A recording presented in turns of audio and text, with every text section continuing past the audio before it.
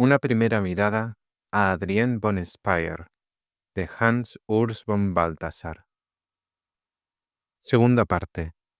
Declaraciones de Adrienne von Speyr sobre sí misma. Traducido por Juan M. Sara y Ricardo Aldana. Leído por Lorenzo Carrera. Ediciones San Juan. Año de publicación en español 2012. Esta publicación es gratuita y puede ser compartida libremente sin ánimo de lucro. Existe también en digital. Visite balthasarspeyr.org para adquirirla.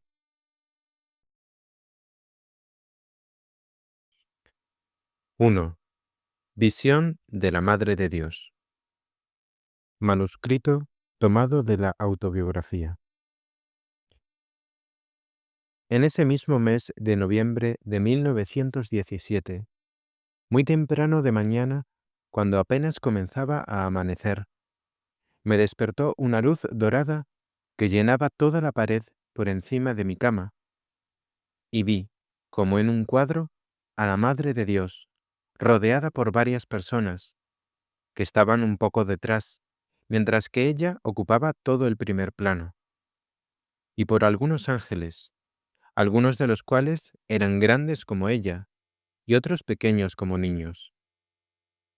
El conjunto era como un cuadro, pero la Madre de Dios estaba viva, en el cielo, y los ángeles cambiaban su posición.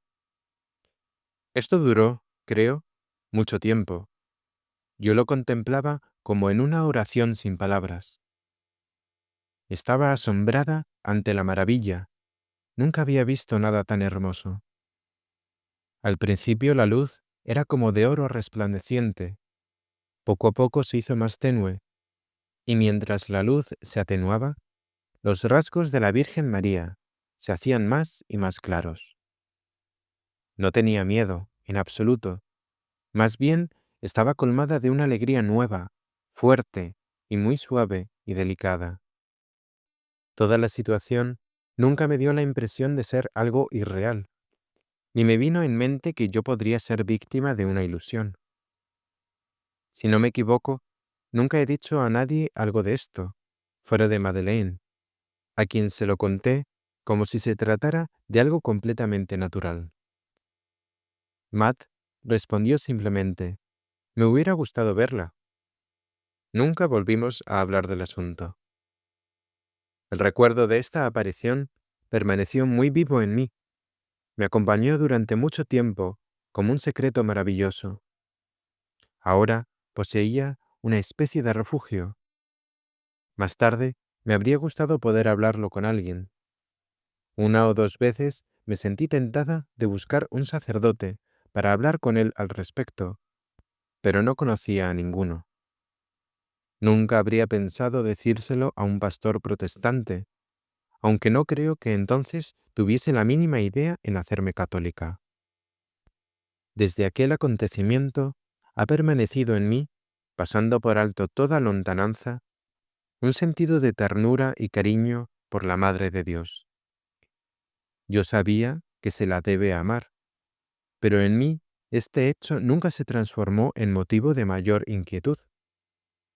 Y tan pronto como comenzó mi instrucción en la fe católica, hablé de ello con el sacerdote que se ocupaba de mí. Era claro que debía hacerlo. Cuando la Madre de Dios desapareció, me arrodillé junto a mi cama. Yo había adoptado esta costumbre desde mi cumpleaños. Creo que permanecí en oración hasta que fue la hora de ir a la escuela. 2. Encuentro con San Ignacio. Manuscrito tomado de la autobiografía. En casa siempre celebrábamos la Navidad cada 24 de diciembre. Este año, 1908, Helen celebraba una fiesta en la pequeña escuela privada a la que asistía por entonces, donde las dos señoritas Loth, que nos parecían infinitamente ancianas y que entonces Habrán tenido entre 30 y 40 años. Tía Jean había venido de Waldau para pasar el día con nosotros. Venía muy raramente. Excepto en la Navidad de 1917, esta fue la única ocasión en que vino en invierno a La Chaux-de-Fonds. Con tía Jean debíamos ir a recoger a Helen después de su fiesta escolar. Mamá me hizo advertencias muy estrictas. Entiéndeme bien. Yo no debía, bajo ningún pretexto, aceptar ningún tipo de comida de las señoritas Sloth, pues ellas eran demasiado pobres como para que uno pudiese permitirse aceptar algo de sus golosinas. Al mismo tiempo, eran tan amables que seguramente me las ofrecerían. Tenía que permanecer firme y decir que no. Qué hermoso que, conforme a mis 6 años, yo no haya pensado nada malo. Nevaba un poquito, con copos lentos. Me habían puesto un gorro grande de lana roja que formaba en el cuello una especie de bucle y por arriba terminaba en pico. Tía Jean y yo nos pusimos en camino. Llegando al final de la calle Jacquet-Droz, propuse a la tía: «Sube por el camino de siempre, por la calle de l'Arsenal. Yo quisiera hacer un pequeño desvío por las escaleras que están al final». La tía no se opuso. Cuando subí a la escalera que conducía junto a una especie de lugar de almacenaje de madera, desde arriba me vino al encuentro un hombre. Era pequeño, parecía pobre y cojeaba un poco. Me tomó de la mano. Primero, yo estaba realmente asustada. Luego él me miró y me dijo: «Pensaba que vendrías conmigo. ¿No quieres?». Con un cierto temor, ¿se podía rehusar algo de un hombre pobre? Respondí: «No, señor, pero ¡feliz Navidad!». De inmediato me soltó la mano. Me pareció que él estaba un tanto triste. Continué mi camino, y en los siguientes días me repetía de continuo: «Quizá habría debido decir que sí, pero yo no podía decir que no». Cuando le conté esta historia a tía Jean, quedó horrorizada y me prohibió alejarme de ella. Con las damas Loth todo resultó mal. Las escolares habían terminado de comer, quedaban todavía platos enteros de merengue, y las señoritas literalmente me obligaron a que comiera. Comí uno con la sensación de que negarse habría sido demasiado malo, y por lo demás, tía Jean estaba de acuerdo. Me acuerdo bien que no era mi intención desobedecer a mamá por golosa, sino que más bien lo hice para no ofender a las ancianas señoritas. Ya en casa, recibí una vehemente reprimenda de mamá, que de inmediato me preguntó si había comido algo, y supo toda la historia sobre el hombre. En ese tiempo me brotaban lágrimas con facilidad. Cuando aún no había logrado enjugármelas, mamá nos llamó para que nos acercásemos al árbol de Navidad. 3. En la víspera de la conversión. Manuscrito. 29 de octubre de 1940. No son ya los días, son las horas las que tú cuentas, alma mía. Aún quedan exactamente 80. Hagas lo que hagas, son 80. Y después llegará el mayor regalo, el tan esperado. Y tú sabes que no eres digna de recibirlo. Sin embargo, lo recibirás, temblando y agradeciendo al mismo tiempo. E intentarás comprender, aunque sabes que el regalo te inundará con tanta fuerza que ya no habrá lugar para pregunta alguna. Te ofrecerás, la Iglesia te acogerá, pero ¿Dios? En tu poder solo está el ofrecerte. No puedes siquiera intentar ser convincente o exaltar lo ofrecido. Sabes qué poco valor tiene ese intento. Sabes que existen muchos ofrecimientos y que por muy humilde que seas, no te está permitido donar, solo ofrecer orando. Pero el regalo que recibes es tan grande, es tan abrumador, y tú estás allí, ofreciéndote con toda tu pobreza y esperando. Nada ha de ser descuidado. Y esta espada ardiente, cuyo tajo atraviesa de un golpe mi corazón y tanto dolor le produce, que casi no puede seguir viviendo. Esta espada es la paz. ¿Puedes creerlo? Hasta ahora, la paz no era para ti ni ardiente ni dolorosa. La pensabas suave e incolora, y eso es justamente lo que no es.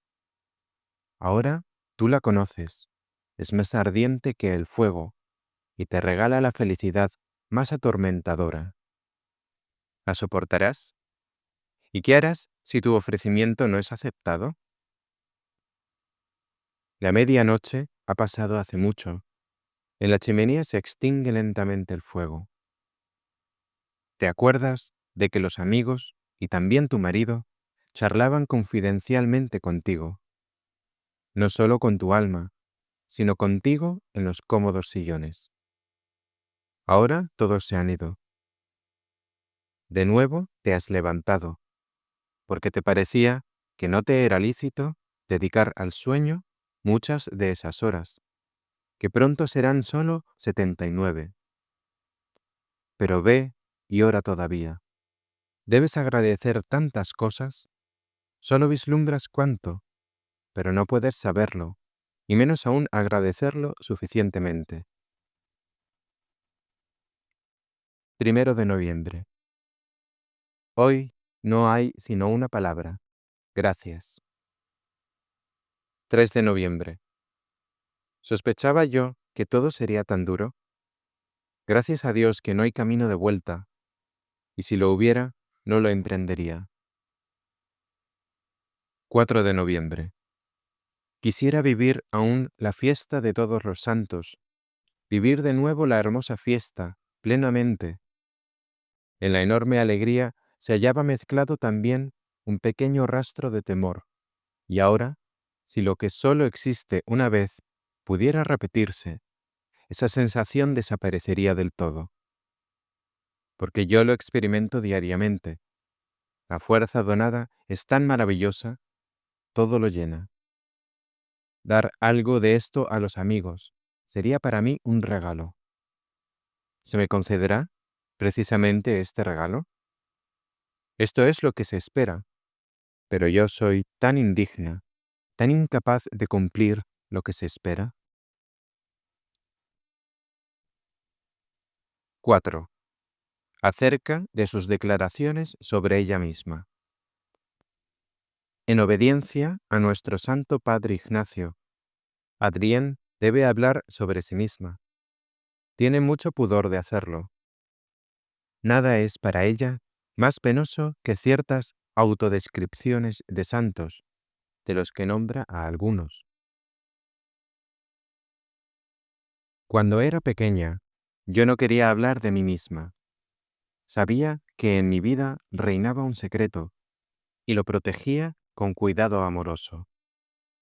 No entiendo cómo Teresita podía decir de sí misma que ella no había cometido ningún pecado mortal. Propiamente hablando, esto debía formar parte de su secreto, en especial de su secreto de confesión. ¿No fue acaso en confesión que el padre confesor se lo había dicho? Así como uno no va contando los pecados que ha confesado, así tampoco se hace público lo contrario. Por mucho que el secreto de confesión obligue en primer lugar al padre confesor, visto en profundidad, también incluye al penitente. Hay una esfera en la discreción perfecta, entre el Padre y el Hijo, entre Cristo y la Iglesia, entre el Padre confesor y el penitente, entre marido y mujer. ¿Qué sabemos nosotros realmente de la relación, que seguramente debe haber sido una de suprema plenitud, del más precioso intercambio, del niño Jesús recién nacido, con su Padre, que está en el cielo ahora, cuando el Hijo tiene una madre creada, dada por el Padre? ¿O qué sabemos de la actitud de María, de la Inmaculada, frente al ángel, ante el cual ella estaba en una perfecta actitud de confesión. Las palabras que el ángel le dirige son como una exhortación alentadora después de la confesión perfecta, en vista de la misión. Dios puede develar algo de tales misterios, cuando quiere, pero mucho, y quizá la mayor parte, permanece totalmente velado. En otras palabras, Adrián tiene pudor de hacer cualquier declaración definitiva sobre sí misma, sobre su perfecta desnudez ante Dios. No quisiera hablar de su desnudez ante Dios como lo hace Teresita acerca de su pequeñez. Este pudor puede ser superado solo en la obediencia, y también el padre confesor tiene que obedecer cuando manda. Es un secreto que tiene carácter ministerial, como por ejemplo una confesión exigida en obediencia. En virtud de esta obediencia, Adrienne es trasladada a un estado particular que le quita toda posibilidad de reflejarse a sí misma. Y después Dios puede disponer las cosas según su voluntad. Puede configurar el saber o no saber de ella sobre sí misma. Por tanto, no cabe en absoluto perder de vista que las palabras que siguen son frutos de una obediencia muy especial y que se deben únicamente a esa obediencia. Estas declaraciones son expresamente fragmentarias. No pueden ni pretenden sustituir las dos biografías que aparecerán más tarde. Son como focos que sirven para destacar algunos aspectos del modo de ser de Adrienne. Cosas centrales quedan sin mencionar: su relación con el Dios uno y trino, con Cristo, con María, con la Iglesia. 5. Relación de Adrienne con la muerte. Antes de la conversión. Nunca he conocido el temor ante la muerte. De pequeña estuve frecuentemente muy cerca de la muerte, pero no conservo un recuerdo de esa situación. Mi primer recuerdo al respecto se remonta al 1 de enero de 1911. Caí bajo un carro, hubo un gran alboroto y la gente pensó que estaba muerta. Pero yo tenía miedo solo de mamá, a causa del abrigo rojo. La gente me decía que hubiera podido estar muerta, pero a mí eso no me resultaba desagradable. Al contrario, incluso habría sido muy bonito. Más tarde me caí en el estanque, pero en ese momento solo me maravilló cuánto tiempo podemos estar bajo el agua sin morir. El hecho, sin embargo, no me interesó especialmente. Por primera vez fui consciente del terror de la muerte cuando vi quemarse a la señora que planchaba. Me impresionó fuertemente, por la pobre señora, no por mí. Más tarde, ya no podía imaginarme su rostro, y me entristecía no tener ninguna imagen de ella. Después vino la muerte de la abuela y la muerte de mi padre. Fue triste, pero no terrible.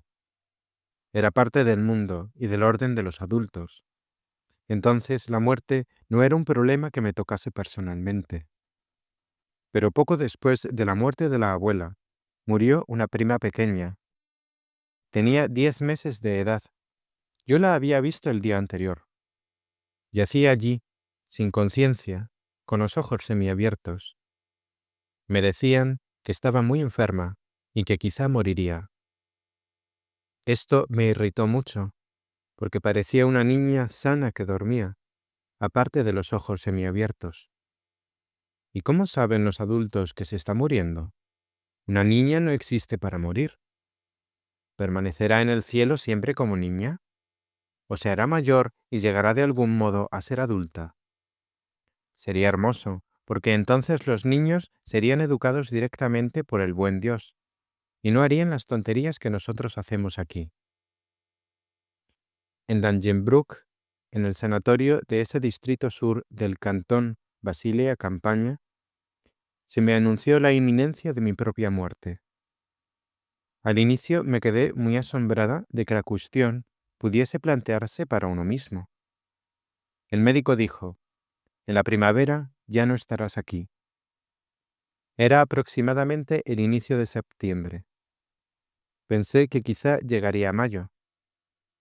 Podría dibujar los días que quedan como líneas en una hoja de papel y tachar diariamente una.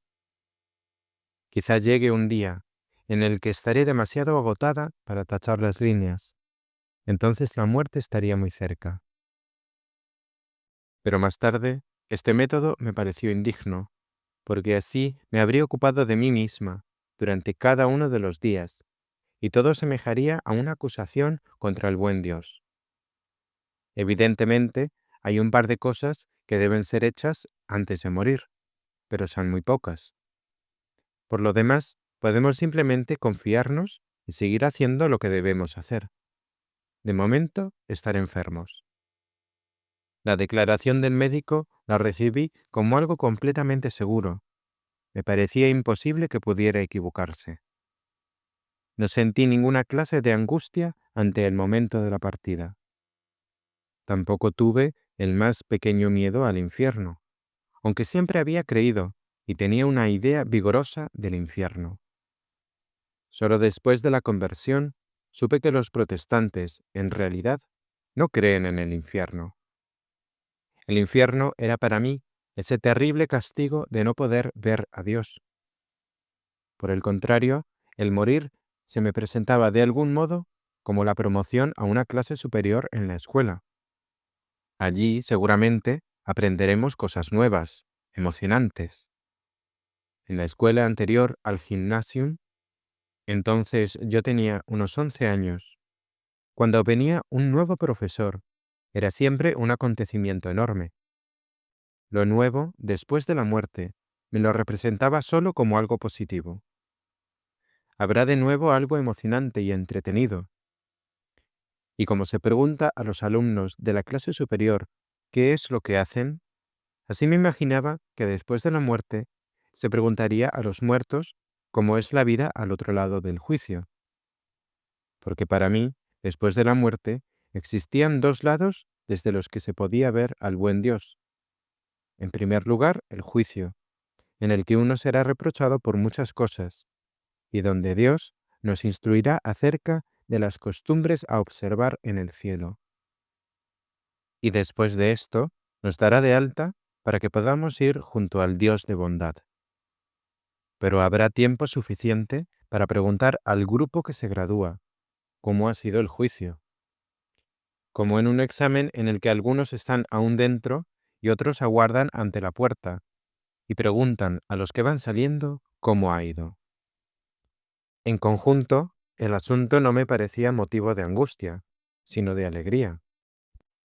Yo sentía esta certeza: el buen Dios nos mostrará todo, así como nosotros mostramos a una nueva mujer de servicio cómo se estila poner la mesa entre nosotros. Cuando estaba en Leysin, murió Jean Lacroix. Las oraciones católicas por los agonizantes y la extrema unción me causaron una gran impresión. Por su mediación, uno es acogido y puesto a salvo en Dios. Ella había tenido terribles migrañas. Me decían que había estado histérica. Solo después de su muerte, se supo que ella había tenido un tumor cerebral. Por mi experiencia en Waldau y en Leysin, tenía una viva percepción de lo que es la histeria. Me preguntaba, ¿se puede morir realmente de histeria? ¿Acaso para hacernos los interesantes? ¿Para irritar a otros? Sabía de enfermos que falsean su temperatura, de algunos que fingen estar muy enfermos para facilitarse alguna clase de ventaja. Pero Jeanne nunca me había parecido histérica. Todo esto me ocupó intensamente como problema. ¿Podía quizá ocurrir que uno finja estar histérico, que se haga el enfermo y luego de repente, y como por castigo, sea tomado en serio por Dios y sea puesto en el plano inclinado que va a la muerte? Después, La pregunta sobre el conocimiento de la propia muerte. ¿Cómo se siente normalmente la gente cuando sabe con certeza que se están muriendo? Esté cara a cara con la muerte, con la intención y la voluntad de Dios. Cuando un hombre ha dedicado toda su vida a hacer la propia voluntad y de repente ve, de un plumazo, que ya no le queda otra elección que tomar el camino de Dios, ¿cómo se comportará frente a Dios? En Lessing, por primera vez, surgió para mí el problema de la muerte de los otros hombres. Durante los estudios de medicina, los cadáveres entregados para la disección. La mera idea me era de antemano terrible. Tener que tratar con estos cadáveres durante años. Yo tenía un cierto temor de que ellos me pudieran enajenar, alejar de la vida. Pero cuando estaba realmente en el trabajo, la angustia había desaparecido. El problema de la muerte no me ha acompañado en la sala de disección. Solo emergió de nuevo 2 años más tarde, cuando entré en contacto con enfermos vivos. Ahora había que ayudar a morir. Me resultaba horrible cuando se ocultaba a los enfermos el hecho de que estaban a punto de morir. En el corredor se cuchicheaba diciendo a los parientes, «Esta noche», y después se volvía a entrar al cuarto del enfermo con aire risueño, para que él no notase nada. Así se le estafaba su encuentro con Dios. En esto tenía siempre el sentimiento de que me tocaba una especie de posición privilegiada, o mejor dicho, una especie de tarea. Como estudiante, tenía una cierta facilidad para hablar con la gente. Tenía por naturaleza un carácter ameno y alegre. Dormía muy poco, pero nunca estaba cansada. Al menos así me lo parece hoy. Además, en el tiempo en que trabajaba junto a Hotz y a Staehelin, era un poco idolatrada en el hospital. Andaba en palmas entre las enfermeras y los pacientes. Desde entonces, y durante los años que duró la consulta médica, mi relación con la muerte no cambió. Puede haber algo así como un miedo puramente corporal, reflejo, cuando te dicen de repente, en un minuto morirás. Pero esto nada tiene que ver con una ponderación intelectual consciente. Conscientemente, nunca tuve angustia frente a la muerte. Cuando en Casina me fue anunciada la muerte para esa misma tarde, tuve tiempo para pensar y no tuve miedo en absoluto. O si me dijeran, tu próxima crisis cardíaca será la última, no tendría la menor angustia. Algo repentino provocaría un susto.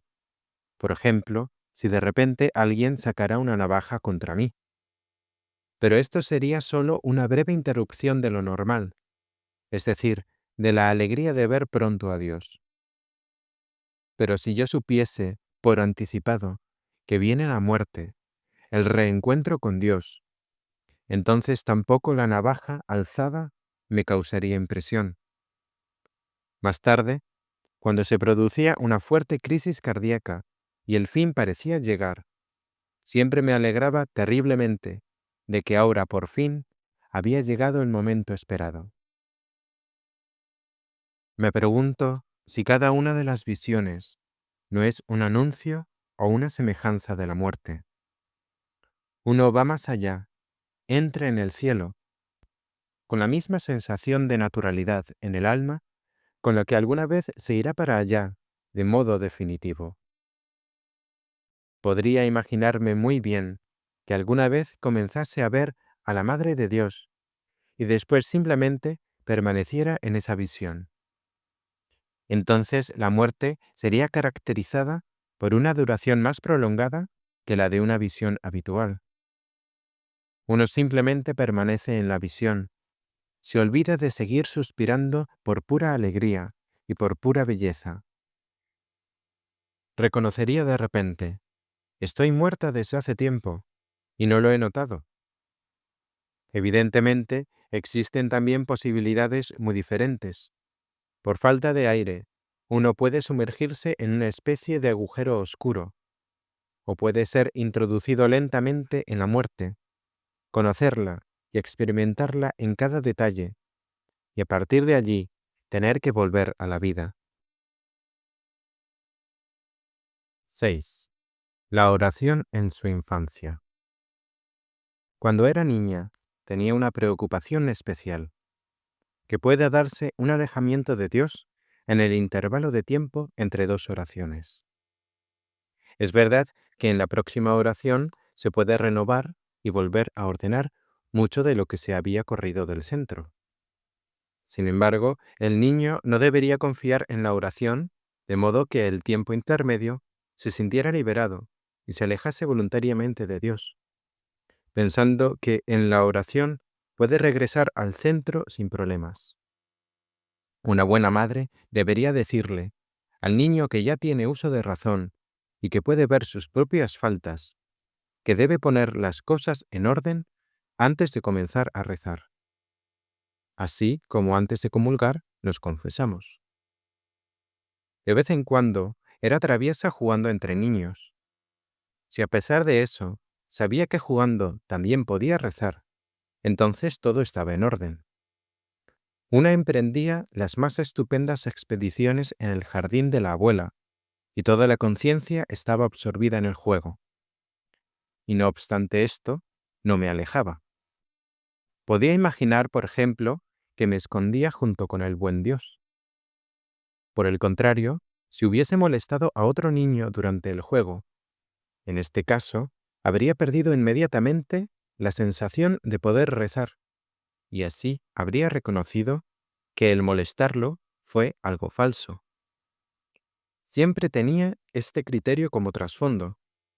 Notaba que me había distanciado de mí misma cuando en una actividad no me era posible encontrar a Dios con la misma facilidad como lo encontraba, por ejemplo, cuando comenzaba a rezar.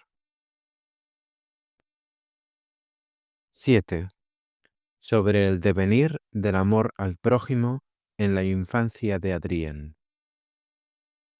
En la infancia, este amor comienza viendo el desamparo de los demás. Helen es 19 meses mayor que yo, pero la siento desamparada. Ella es un poquito la preferida de mi madre. Si hay una que puede acompañar a mamá, es justamente la mayor. También ella puede quedarse levantada hasta más tarde, recibir los vestidos nuevos, etc. Pero muy pronto tuve la sensación de que, aun siendo la mayor, era más desvalida, más insegura. Yo vivía de una especie de plenitud y ella de una especie de escasez. Dicho esto con palabras de adulto, como si le fuese donado menos. Cuando, por ejemplo, jugábamos con la vaca y el caballo, o incluso con dos piedrecitas, o con tallos de hierba, yo estaba siempre completamente absorbida, nunca me aburría, o me dedicaba a trenzar tallos de hierba entre sí para formar una corona, y era la corona del buen Dios. O cuando jugábamos a una batalla, y los guijarros en el suelo peleaban uno contra el otro, entonces el vencedor recibía la corona. O los tallos de hierba eran el alimento para las ovejitas del Señor, y era necesario pensar bien en cuántas partes deben repartirse para que todas reciban algo. O se hacía con esos tallos una sopa para todas. Así era. Pero Helen ya había terminado de jugar y necesitaba algo más, alguna novedad. Le faltaba capacidad. Había que explicarle siempre todo, pues ella decía, no, una piedra no es un rey. Así, yo le dejaba los juguetes verdaderos, no por una renuncia, sino más por un sentimiento de justicia y quizá de amor. Más tarde, en la consulta de papá, tuve contacto con los pacientes. Había uno con un ojo vendado. Entonces, también yo deseaba llevar un parche en un ojo. Pensaba que quizá sería un consuelo para él, que otro tuviera algo parecido, justamente la hija del doctor. Durante un largo tiempo, quise seriamente ser ciega, porque pensaba que entonces algún niño ciego podría ver. El 1 de marzo era la fiesta del cantón, la entrada del cantón de Neuchâtel en la Confederación Helvética. Papá dijo que en esa fiesta siempre había algún incidente, que los niños se dañaban fácilmente con los fuegos artificiales. Pregunté a papá si esta vez no podía ser yo el niño lastimado. Pensaba que se podía simplemente escoger el niño y así se evitaría otro incidente. De alguna manera, creía que el buen Dios tal vez necesitaba tener un niño, y si uno se ofrecía, los demás serían salvados. Tenía entonces entre 4 y 5 años. También quería ayudar a los cojos y a los que caminaban con bastón. Y como los ciegos estaban tan presentes entre nosotros, miraba siempre a ver si podía ayudar a alguno a cruzar la calle. Si alguna vez eran 2 o 3, victoria. Y luego a llevar cestas, todo el santo día. Incluso a las mujeres más fuertes que las cargaban, les ofrecía mi ayuda. Desde el punto de vista de los adultos, era algo completamente ridículo.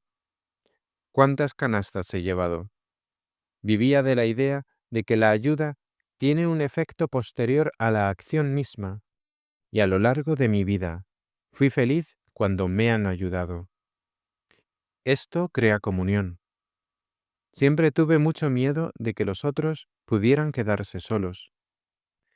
Si les ayudo, pensaba, estarían menos solos. No quería hablar con ellos, porque la soledad no se cura con conversaciones. Pero cuando cargaba una cesta, ahora veo de nuevo ante mis ojos esas cestas de la compra, cubiertas con paños y lo que contenían. Me sentía íntimamente ligada a la gente. Y hablaba con el buen Dios acerca del dueño de la cesta, hasta el momento en que llegábamos a su casa. Entonces el asunto había terminado, y esa persona debía vivir un poco de este gesto. En ningún momento me venía el pensamiento de que había hecho una buena acción. Todo se realizaba de modo rápido y definitivo. Era feliz mientras llevaba la cesta, porque tenía la sensación de que hacerlo era algo que tenía sentido. Después no le daba más vueltas. En la escuela, esto perduró, y mientras estuve en La Chaux-de-Fonds, seguí llevando cestas. Después, cuando fui una muchacha mayor, ya no se me habría ocurrido ofrecer mi ayuda a una mujer que pasease tranquilamente con su cesta. Entre los compañeros de escuela, también percibía con frecuencia el desamparo, la necesidad. Y esto nunca lo he confesado. En la escuela he engañado como una loca para hacer las tareas escritas de los compañeros, simplemente porque ellos no tenían recursos, eran desamparados. En la escuela primaria les susurraba las respuestas, me resultaba muy fácil. Pero en Gimeli, en el Gymnasium, he hecho muchísimas tareas escritas para los demás. Es que estaba más adelantada que los otros, por muy extraño que esto parezca hoy. Yo era una alumna distinguida. Todo me salía como jugando. Los alumnos y sus exámenes estaban intencionalmente distribuidos en la clase, de modo que no pudieran hacer trampas. 1, 2, 3, 1, 2, 3. A pesar de esto, era posible pasarnos de contrabando cuadernos y páginas entre nosotros. Siempre terminaba mucho antes que los demás y después ayudaba. El hecho de que esto fuese punible no me interesaba. ¿Qué importaba un castigo cuando uno sabe que los otros son infelices? O cuando dicen, mi papá me pega si yo... horrible. Y así llegué a querer mucho a todos en la escuela, porque en cada uno aparecía en algún punto una necesidad, una carencia, y cuando alguno estaba enfermo, yo estaba muy infeliz. He aprendido a amar a los adultos mucho más tarde que a los niños, excepto cuando en ellos también se podía percibir el desamparo, el desvalimiento, las mujeres que trabajan en el mercado. Pero no me interesaban las amigas de mi abuela o las damas del comité que tomaban el té con mi madre. Ellas vivían en un mundo inaccesible para mí, en el que yo no era necesaria. Mi amor era siempre en primer lugar una respuesta a una necesidad que yo percibía. Amistades personales, Madeleine. ¿Por qué? Porque juntas queríamos convertir a Madeleine Junot. Willy, porque era paralítico. Teddy, porque él era todavía un niño pequeñito cuando nosotras ya éramos medio adultas. Yo tenía 10 años y medio cuando él vino al mundo. También quería a los pacientes de mi padre cuando me enteraba de que estaban enfermos. En caso de que no lo parecieran, me interesaba poco por ellos. Pero cuando vi en el hospital que tenían los ojos vendados, o bien tenían ojos de cristal, los ojos de cristal eran terribles, entonces los quería. En ese momento, habría querido llevar una vida de amor en medio de los pacientes. Una vez pensé, esta sí que sería una tarea, ir todo el día por las salas del hospital con vasos de té, y todo el que tuviera sed podría beber en ese momento. Y porque yo misma estaba enferma con mucha frecuencia, sabía cómo es cuando uno está en cama sin que nadie piense en él. Cuando en 1932 tuve pulmonía, durante 3 días se les olvidó traerme algo de comer. Todos estaban terriblemente alterados. Esto fue, por así decirlo, la coronación de las muchas veces que tuve sed cuando fui niña. Emil, entonces, no notó que yo debía beber, y la muchacha, Anna Burglin, gritaba todo el día. O por las tardes tenía fiebre y mi madre decía, no te daremos de comer, solo de beber. Luego se oía cuando ellos cenaban en el cuarto de al lado. Los niños a las 6, a las 7 los adultos. Y más tarde mi madre se olvidaba. Me quedaba completamente seca, esperando toda la tarde por un vaso de agua. Y después, en la escuela, siempre he asumido el castigo en lugar de los demás, casi como un deporte, de modo que los profesores ya no creían cuando había sido yo. Solo exigía un límite con el baño de los chicos. Si allí sucedía algún problema, yo no me acusaba. En Waldau, toda la gente chillando y gritando. Mi tío me mandaba un poco como una medicina a través del pabellón. Era posible calmar a los enfermos, iniciar conversaciones y dirigir su atención hacia un nuevo objeto. Una niña tan pequeña sabe desde qué lado es posible captar la atención incluso de los dementes. Me metía como una pelota entre ellos, y después la pelota se deslizaba de algún modo por el camino justo. En Waldau, el sentimiento de poder asumir algo de los enfermos era mucho menos acentuado. Solo lo tenía en la iglesia y entre los que gritaban. En la iglesia siempre había alguien que gritaba, al menos una persona. Entonces me venía el pensamiento de si no podría estar junto a esa persona en medio de su tristeza. Mi tío se impresionaba muchísimo. Conocía por nombre a todos sus 1100 pacientes y saludaba personalmente a todos los nuevos que llegaban. No tenía miedo de llevar en el coche, él solo, a criminales peligrosos al presidio de Witswil. Helene era la preferida de la tía Jeanne, y yo lo era del tío. Si él decía mi sobrinita, entonces yo sabía que todo estaba en orden, que él estaba contento conmigo. Solo en geografía, él encontraba que yo era muy floja. A menudo se ponía de pie conmigo en la ventana, temprano por la mañana, y me preguntaba por las montañas y los lugares. Esta debilidad permaneció en mí. No reconozco ninguna de las estrellas, y en historia siempre fui muy mala. Creo que estaba demasiado ocupada con mi entorno más inmediato, con las personas. En los paseos, cuando era niña pequeña, nunca conocía el camino. Yo simplemente iba con los demás, y es probable que también estuviera demasiado ocupada con los ángeles. Es que todo estaba demasiado regulado para que yo me preocupase por ello. En Waldau, mi amor por los enfermos se hizo de algún modo definitivo, y también el interés por la medicina. Mi padre, el tío y el señor de Kerbein eran los hombres que más respeto me inspiraron en mi niñez. Los tres eran médicos, pero todo estaba dominado por una idea. Si se ayuda a este enfermo, volverá a ser feliz. Qué angustia y conmiseración me embargaban cuando papá operaba a un ciego, sabiendo que la operación era peligrosa.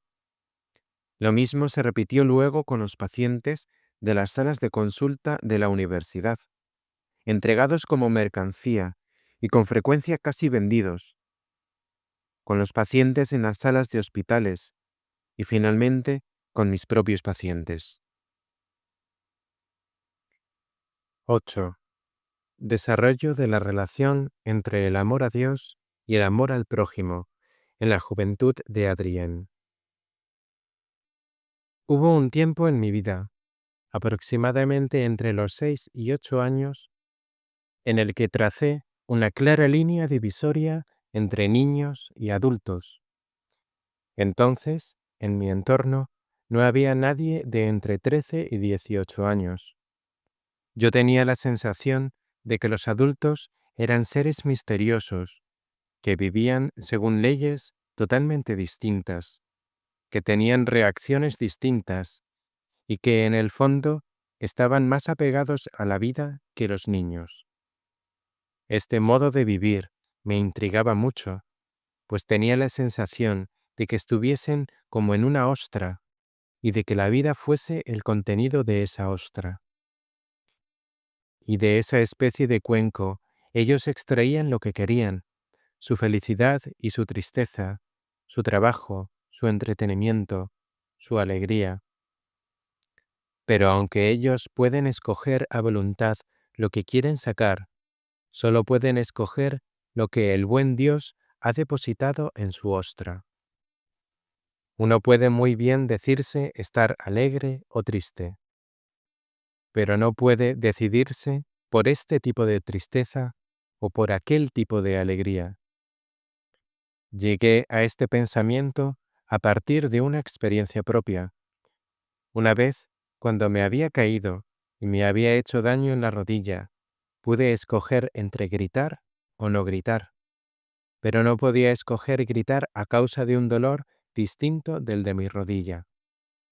Solo pensaba, los adultos tienen de algún modo una escala más grande, una gama más extensa que los niños. Ven más del misterio de Dios que los niños. Una vez vino una mujer enajenada, era de buena familia, a ver a mi padre. Se la condujo al salón y por algún motivo yo entré. La mujer hablaba con sus voces, sin dejarse turbar por mi presencia. Pensé que quizá hablase con el buen Dios, pero yo estaba convencida de que también nosotros vivíamos en el buen Dios, solo que no sabíamos distinguirlo. Los adultos nos dicen, ahora te vas a la cama. Yo debo obedecer, porque soy demasiado pequeña como para obedecer directamente a Dios. Y de algún modo es evidente para mí que los adultos que me dan la orden han concertado el asunto, a su modo, con el buen Dios, que la orden no procede solo de su poder, sino que desciende inmediatamente del buen Dios. Así que, en ese tiempo, yo tampoco podía distinguir entre el amor al prójimo y el amor a Dios. Amo a los niños en Dios, es decir, ellos hacen crecer mi amor a Dios porque hacen crecer el misterio, la sensación de que nosotros somos una pandilla de niños bobos, demasiado bobos como para poder reconocer las órdenes de Dios. Y me conmueve que todos nosotros, a pesar de nuestra ignorancia y bobería, seamos protegidos y amados por Dios. Siento una especie de comunión de la ignorancia, de la tontería, de la condición infantil, que hace crecer mi amor a Dios. Todos juntos estamos ante Dios, y todos, yo y vosotros, comprendemos muy poco sobre Él.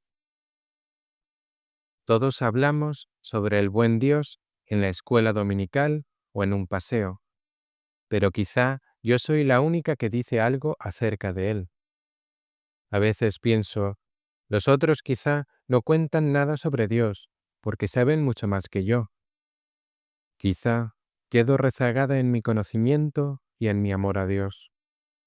Pero también podría ser que ellos supiesen menos. En todo caso, se impone aquí el ser discretos. No se puede insistir. Puedo agotar a la criada, importunándole para que me cuente por enésima vez la historia de Caperucita Roja, pero no puedo importunar a nadie para que me cuente algo sobre Dios. Si los otros saben más o menos que yo, en un sentido me da igual. Me inclinaría a ambas afirmaciones al mismo tiempo, más y también menos, porque como niña yo he considerado este más como una invitación, de ningún modo como una exigencia. No tengo para nada la sensación de que el buen Dios exija que yo deba conocerlo más y más, sino que todo está bien así como es. En esta edad de la vida no existe en absoluto la discrepancia que se dará más tarde. Más tarde sabré que Dios es otro, que debo intentar conocer su ser otro. Como niña, la relación con Dios se enturbia solo cuando una ha hecho algo tonto. Hubo también un tiempo cuando cada vez que me mandaban a casa de la abuela, después de 5 o 10 minutos, regresaba con las rodillas cubiertas de rasguños. Tenía entre 7 y 9 años de edad. Estaba enferma con frecuencia, muy flaca. Había crecido mucho y aparentemente era muy torpe.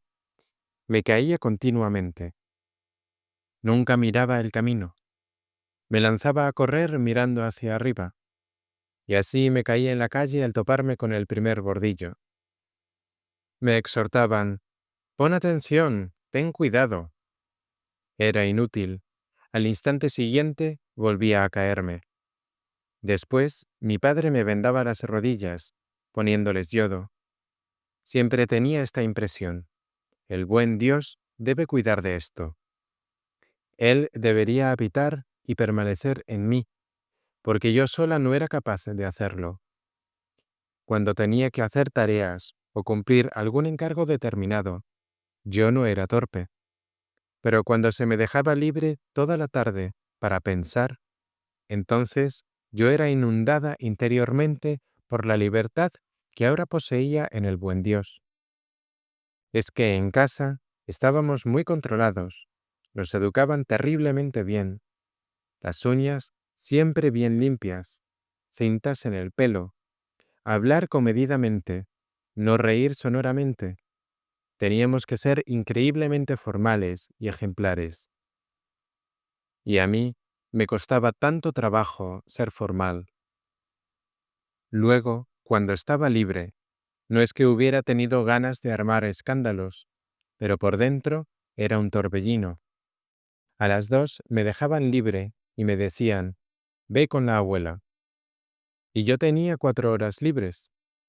En el camino Les decía a los árboles y a las nubes, ahora soy libre. En casa de la abuela no se necesita pensar adrede en Dios. Una está simplemente con Él, lo ve, y una es libre de mirarlo como quiera. En casa era disturbada permanentemente. Adrién, téngase derecha. Adrién, ¿por qué está tan callada? Siempre había algo por qué regañarme. En casa de la abuela estaba completamente en paz. La nueva institutriz era aún peor que las anteriores. Adrién, llamo su atención sobre el hecho de que usted no se mantiene derecha. Sin embargo, cuando ella se marchó, lloré como pocas veces, pues tenía mala conciencia por no haberla querido. Tenía la sensación de que en el juicio final Dios me pediría cuentas de su alma. Ella era horrible, pelo blanco y ojos saltones. Devoraba todo lo que recibíamos como regalo. Tenía además una capacidad admirable para despertar en nosotros una mala conciencia. Así era la Mademoiselle Fischer. De las cosas más tontas, ella sabía montar todo un problema. Y porque su actitud me resultaba tan aburrida, le daba mis cosas para callarla, chocolate y cosas así. La relación con el buen Dios estaba un poco perturbada en ese tiempo. En primer lugar, porque Él no hace nada para que yo no me callese. En segundo lugar, porque Él no hace a la señorita Fischer un poco menos intratable. Y en tercer lugar, porque la señorita Fischer está llena de historias sobre conocidos de ella a los que les va mal. Por tanto, me parece que el buen Dios tendría que mirar un poco más por esta gente. Y así, ahora existe una diferencia con el pasado. Dios es el mismo tanto para los adultos cuanto para los niños. Y también los adultos tienen la misma posibilidad que los niños de no comprender todo. Y con 12 años aproximadamente, viene la fuerte sensación de que Dios es otro, diferente. No es su culpa, pero por parte nuestra tampoco es culpa del pecado. En algún lugar se da una falta de correspondencia elemental, y seguramente habrá gente que sabe cómo es posible corresponder a Dios. Pero esta gente no lo dice con suficiente fuerza, y a partir de ese tiempo, todas las cuestiones de los hombres, sus destinos y sus tristezas, se convierten en indicaciones hacia Dios, en caminos que van hacia Él. Estas cosas son exponentes del amor, del poder y de las exigencias de Dios. Todo invita a buscar a Dios. Este buscar es lo nuevo en mi vida. Está claro que Dios quiere vivir en unidad con nosotros, pero también está claro que nosotros hemos de emprender o hacer algo para que esta felicidad y esta armonía se realicen. Todos nosotros, yo, tú, él, pero algunos son privilegiados. Yo pertenezco a los niños a los que Dios concede pensar mucho en él. Así surge el sentimiento de una responsabilidad. Porque cuando nosotros, a los que es concedido rezar, no rezamos por otros y no los llevamos con nosotros, ¿qué pueden hacer esos otros, los que no han escuchado nada de Él y nada saben de Él? Se ha despertado el sentido de la responsabilidad.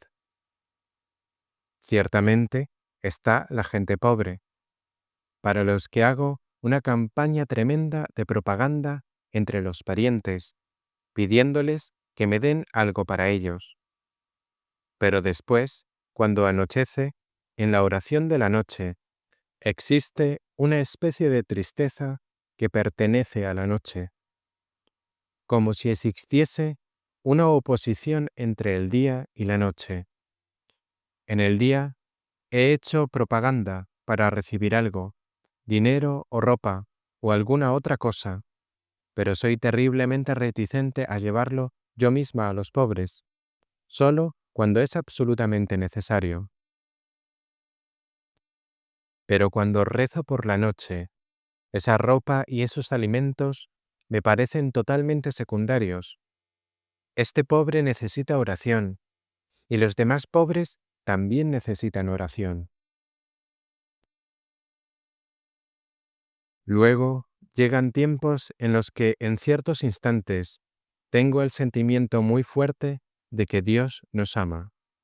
Es una certeza. A veces esta certeza me subyuga por completo y lo sobrecogedor es únicamente el amor de Dios, que es algo incomparable. Pero después, cuando lo quiero traducir, cuando lo quiero compartir, revienta como una pompa de jabón, como si faltase la materia vinculante, como si fuese una visión con la que nadie sabe qué hacer, porque nadie la ve, y yo no puedo prestar mis ojos a los demás, y ninguna traducción me sale bien. Solo cuando sea católica, la pompa ya no estallará. La burbuja sigue existiendo, sigue teniendo los mismos colores, pero ha llegado a ser traducible, a ser comunicable gracias a la Eucaristía. Mientras estaba en la búsqueda y estaba segura de que en algún lugar había algo falso, de que faltaba la última verdad, durante todo ese tiempo, la felicidad que yo recibía en la presencia del buen Dios era provisional. Sabía ciertamente de esta felicidad y se me concedía sentirla siempre de nuevo, pero no la podía conservar de modo estable, y había muchos días y muchos meses en los que no podía rescatar nada de esa felicidad. Quedaba un recuerdo, en el que también podía mezclarse una ligera duda de si todo eso no hubiese sido una ilusión. Y se intensificaba más y más la conciencia de que yo misma tenía que hacer algo, cambiar algo, para que este amor de Dios adquiriese en mí y por mí una consistencia estable, para que llegase a ser una realidad en mí y también en el mundo en general. Sin la Eucaristía, pero también sin la confesión, nuestro conocimiento del amor de Dios es una realidad muy deficiente, porque estos sacramentos son los regalos tangibles que Él nos ha dado. Es terriblemente difícil hablar del amor de Dios con una persona a la que no se puede indicar ningún signo concreto de este amor. No bastan los estados de ánimo ni las experiencias. Sin la confesión y la Eucaristía, no puedo suscitar en ti un entusiasmo por Dios. Pero quizá pueda mostrarte de algún modo lo que para mí significan la confesión y la Eucaristía.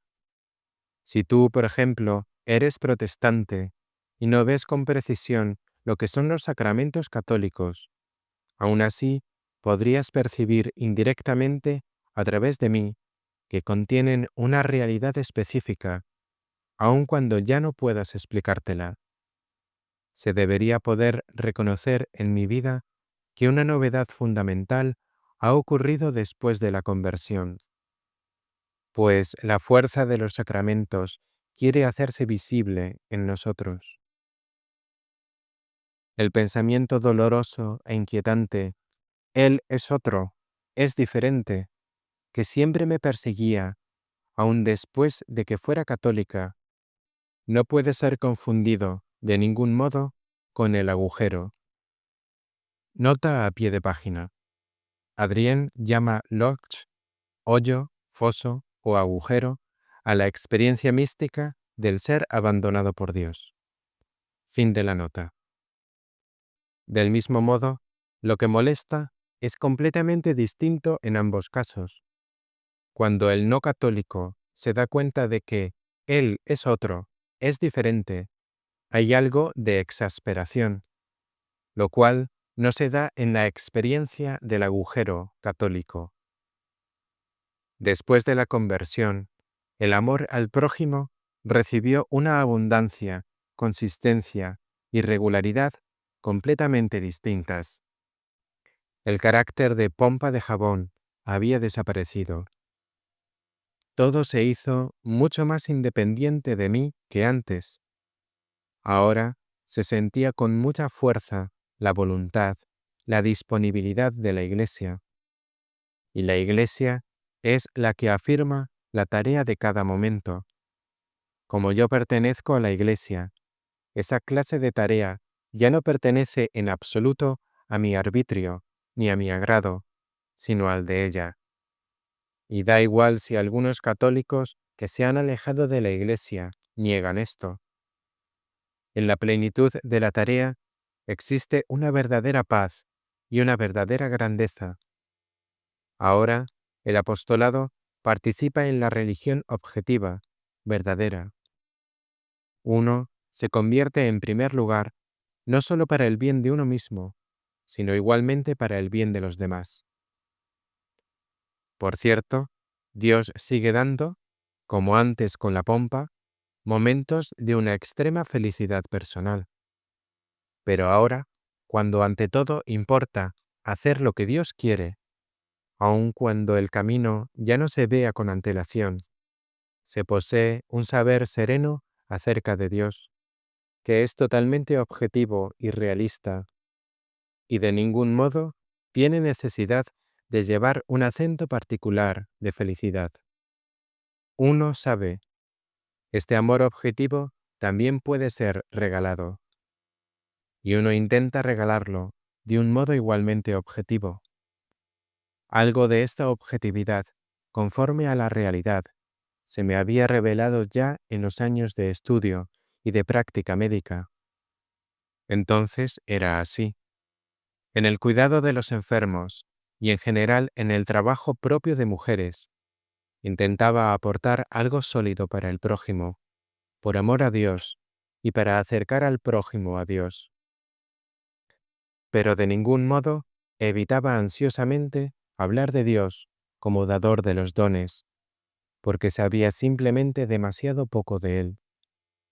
Es verdad que poseía un saber sobre Dios, pero ante todo sabía que Él era otro y más grande, y no quería endosar a los demás mi pedacito de saber personal. Como niña y como joven, intentaba convertir a todos los que caían en mis manos. Pero después vino la pregunta, ¿a qué Dios? Si Él es otro y más grande, yo no puedo clavar la fe de otro hombre en mi imagen de Dios. Estas dudas acabaron cuando me hice católica. Entonces, la tarea, la misión, adquirió la preponderancia sobre mi modo personal de ver.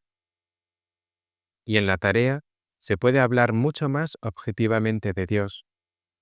Uno vive de la fe de la Iglesia, quien sabe mucho más que el creyente individual. Y así, uno tiene mucho más puntos de enganche en el diálogo. 9. Adrián y la Sagrada Escritura. Siendo niña, me he ocupado mucho de la Biblia. La he leído ante todo como un libro de historias. Teníamos libros para niños que se titulaban, por ejemplo, Jesús, el amigo de los niños, o Las más bellas historias del Antiguo y del Nuevo Testamento. Nunca tuve un amor especial por las historias del Antiguo Testamento. Estaban como deslavazadas, inconexas, no tenían un final propiamente dicho. El sacrificio de Isaac, por ejemplo, me resultaba espantoso. El Dios de la antigua alianza era tan sanguinario.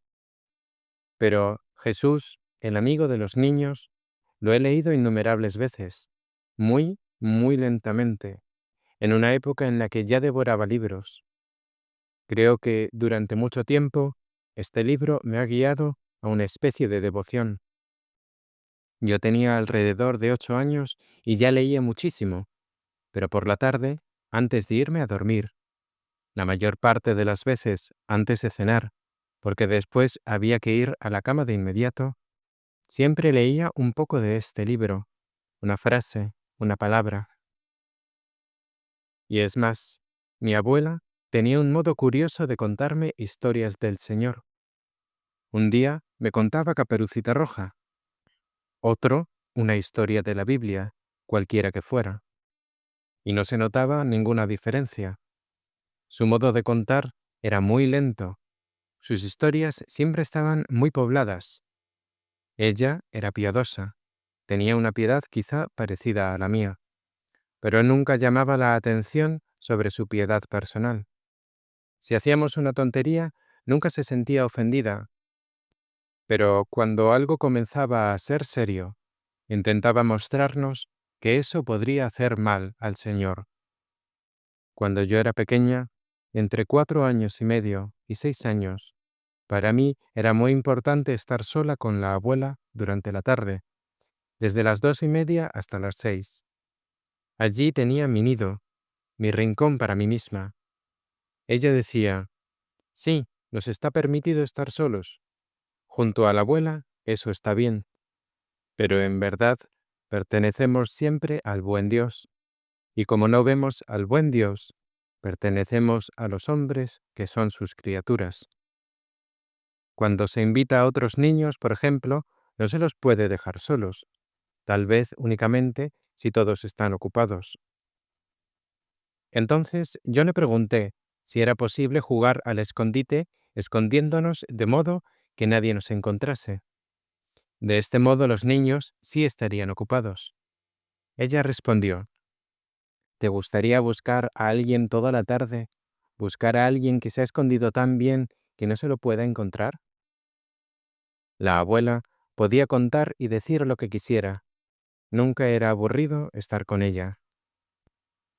También, tía Jean nos leía historias de la Biblia.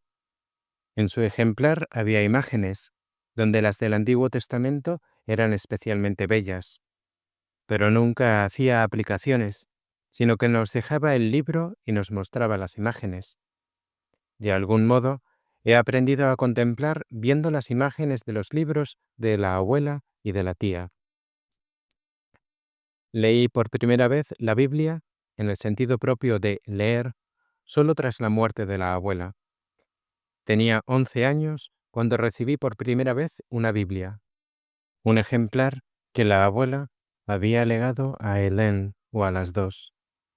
Estaba impresa con letras muy grandes y sentía la letra grande como algo esencial para la Biblia. Después, Hélène y yo hemos leído durante un tiempo por las tardes algo de esta Biblia. El versículo preferido de mi abuela era, si yo no tengo amor, nada soy.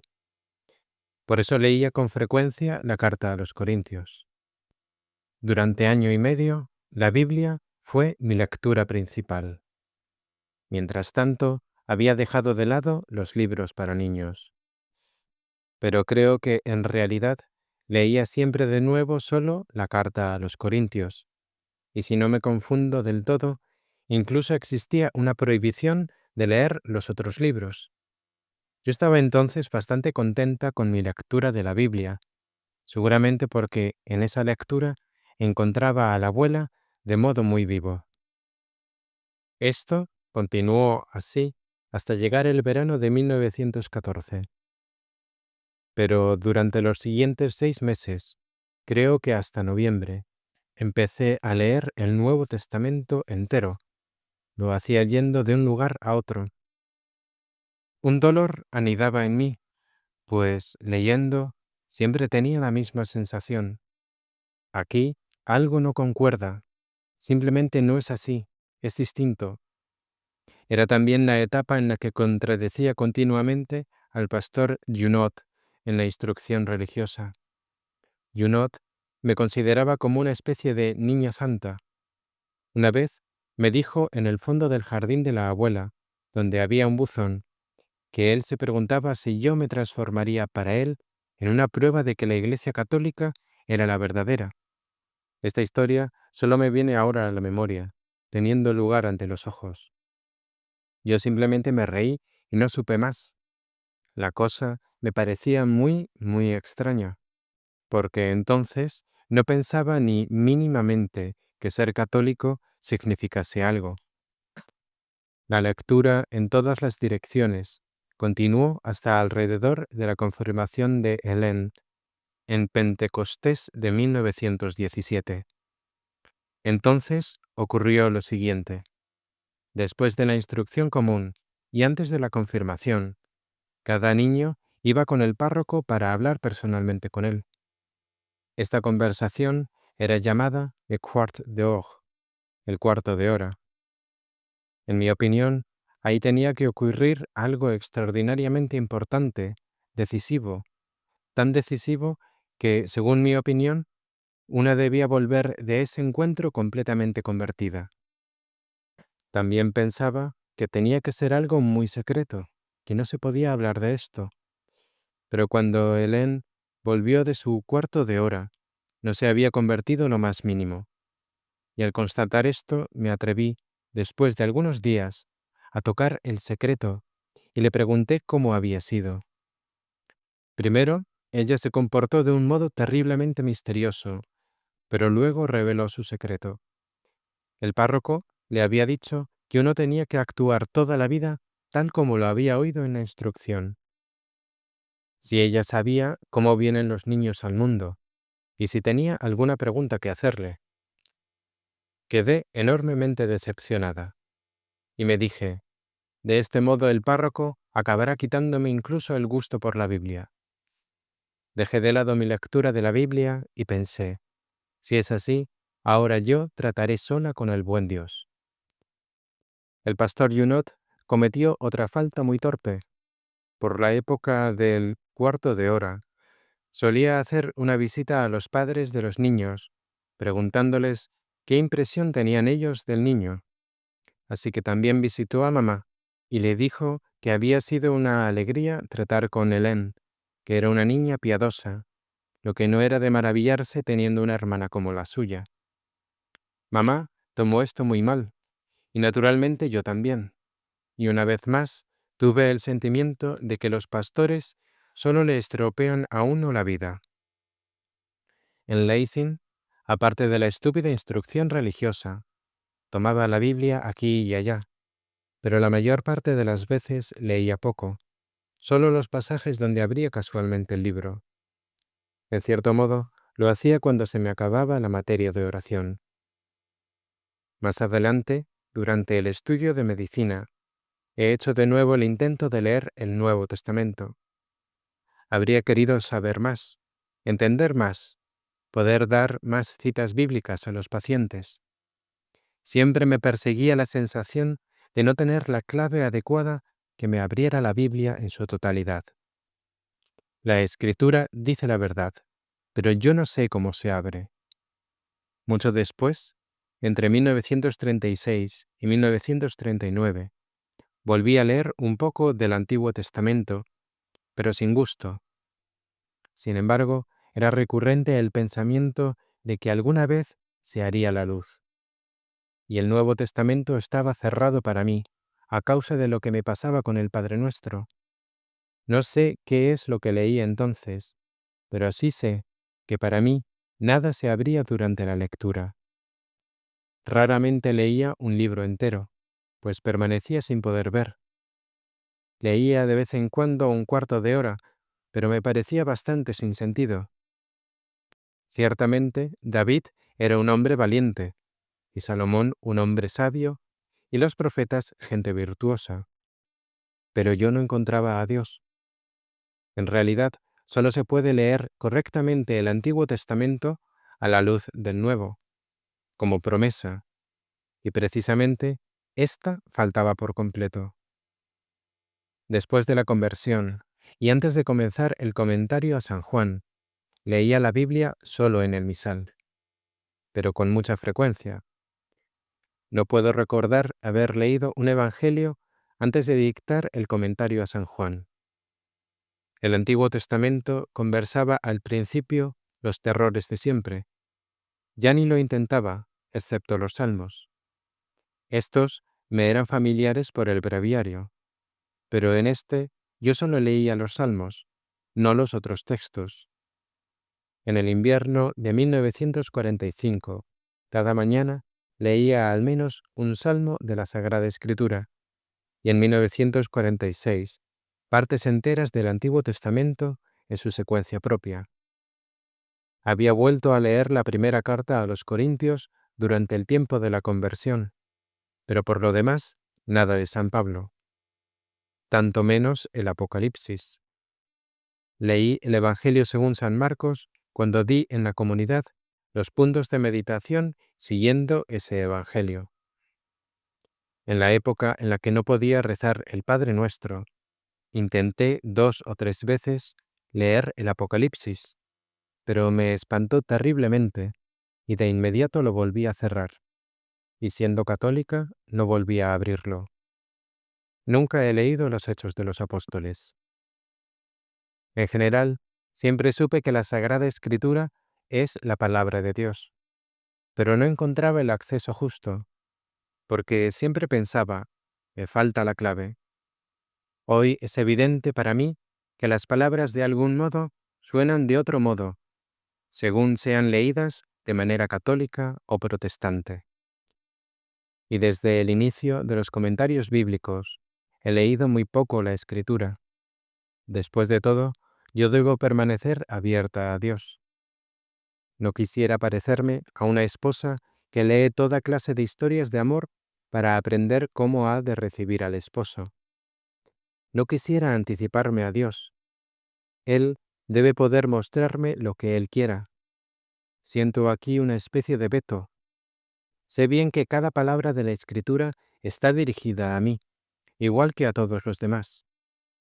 Pero cuando comienza a nacer un tal comentario, debo estar muy sola con Dios para poder acercarme al libro que toca exponer a partir del encuentro con Él. Declaraciones de Adrienne von Speyr sobre sí misma. Segunda parte de Una primera mirada a Adrienne von Speyr. Continúa en el siguiente audio.